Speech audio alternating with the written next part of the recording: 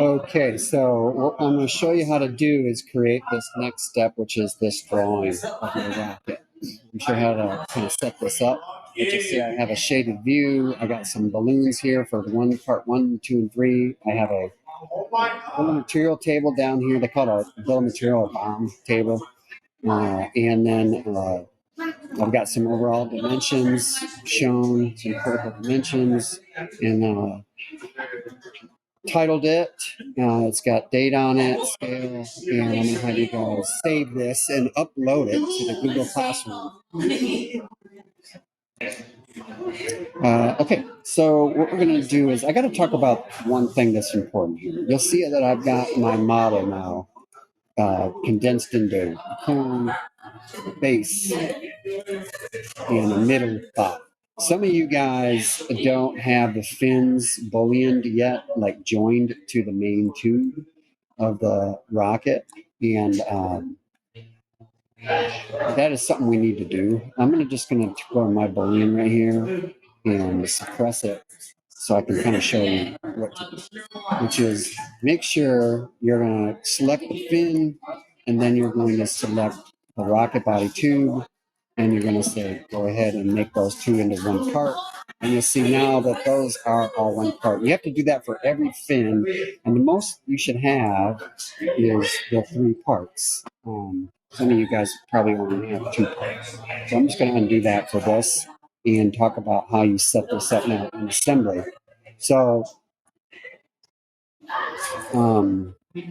what I'll do for this exercise is just create a new assembly so you can see it. I already did. So in this assembly, you see I haven't inserted anything. I'm just going to pick part 1, 2, and 3. And then I just don't move it around. I just come in here and hit the green check mark. That way it puts it at the origin.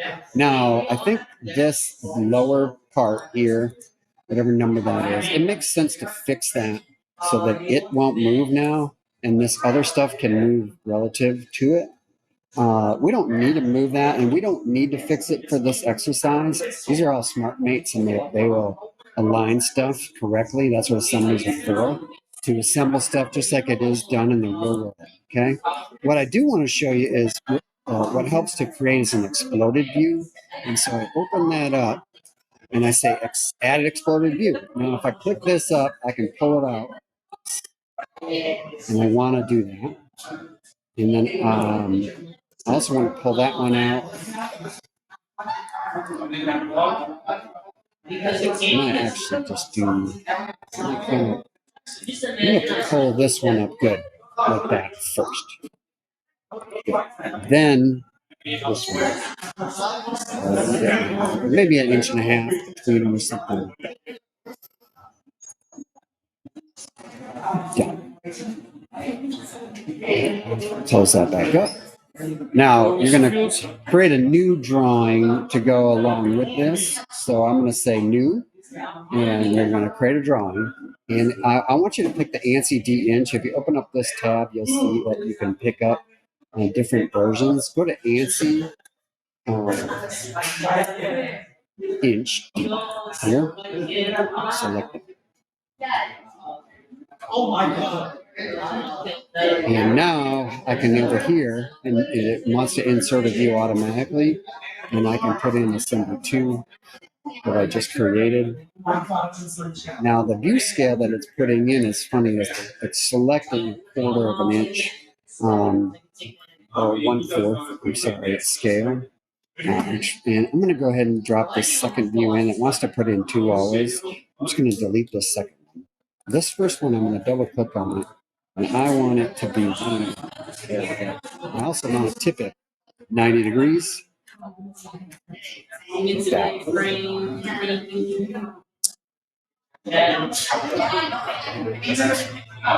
And I'm looking for it here. So, say yes. Then I'm going to highlight it again, and I'm going to change some stuff. And for one, I'm going to show shaded line or show shaded view. I'm also going to show hidden line, and I'm also going to go to display state and hidden as phantom. Then the other thing, if I highlight it, I can view properties. Sorry.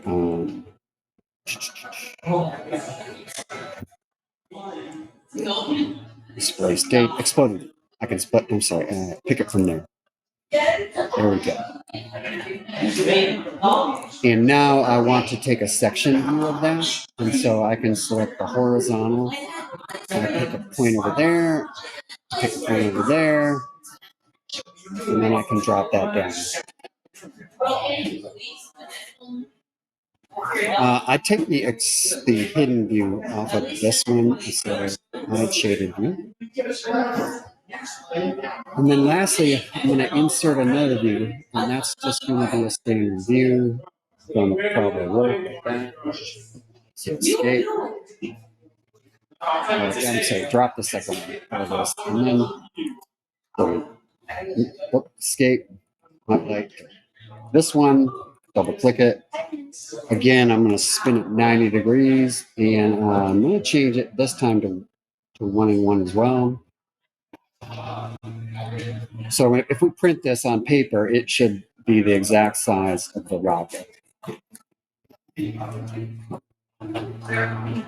Set this down here like this, okay? Let me go back to this assembly. What we want to do is create the bill of materials. And so it is, let me see. All right, insert the bill of materials. Let me see here. Insert, no, it's not that. It's the,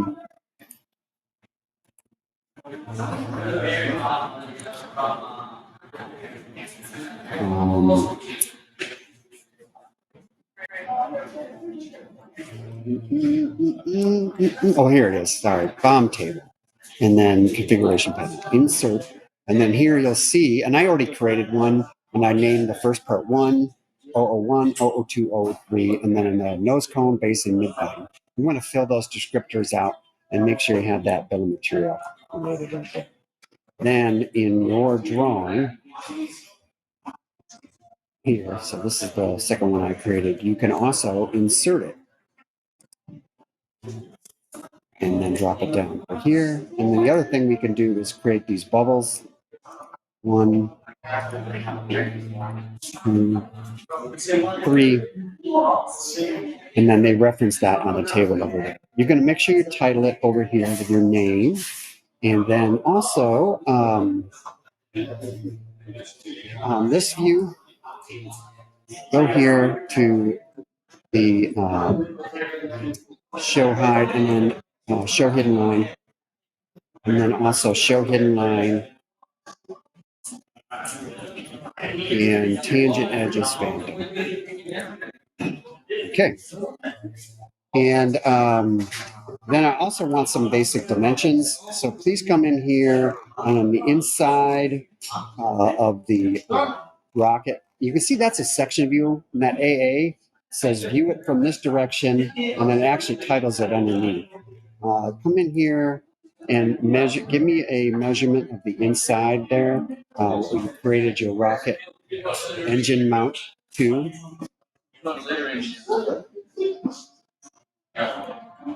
And then also give me the overall dimension of this to this, like that. Same with this, the length of this part. This is good information to know as we set it up for the 3D printer. So you see I'm having a hard time getting it lined up right there with the others. That's it. There. One more. Let's get this.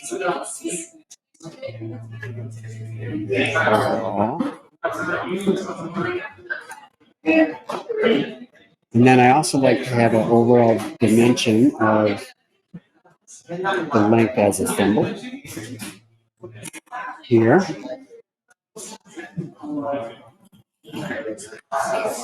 Now, It's good practice to make sure these are aligned and clean. That's good engineering drafting practice. By the way, let me show you how really quickly they'll change the tolerancing. So if I highlight that one, that one, that one, that one, and that one, and then click over here, you have to do it again. Sorry, click, click, click, click, click, and then I double click. Sorry, that is not working for me. I think if I highlight and then I'm holding control on the keyboard this time, and then that one. Then I can change here precision. I only want 2 decimal precision. Generally, in most stuff that I do, 2 decimal precision is enough. Okay. Lastly, go ahead and print this, and then so you print,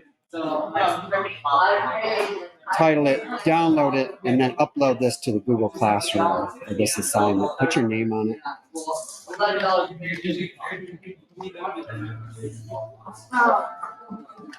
Can you? And then save, and then you're going to upload that to Google Classroom. Okay, that should do it.